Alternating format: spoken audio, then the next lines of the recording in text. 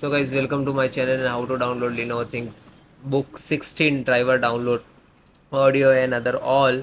So guys, open any browsers to search Google search book to type like that Lenovo ThinkBook 16 driver download and go to this first URL, which is the pcsupport.lenovo.com. This is officially Lenovo officially website, so you can download driver easily.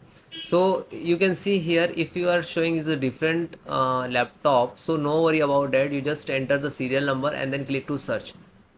After that you can see your laptop here. Okay, so you can install driver. There are two method: first automatic and then second manual. So you just click to scan now. After that automatically scan and require driver to install.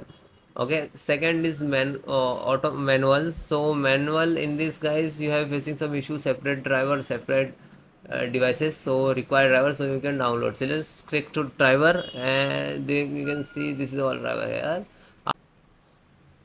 So here to see this fingerprint, so just open. You can see this is fingerprint driver. Just click to download. Wait few seconds, it will complete it. You can see this is start and this is driver, and then yes, then again I accept, then next, install, next, install.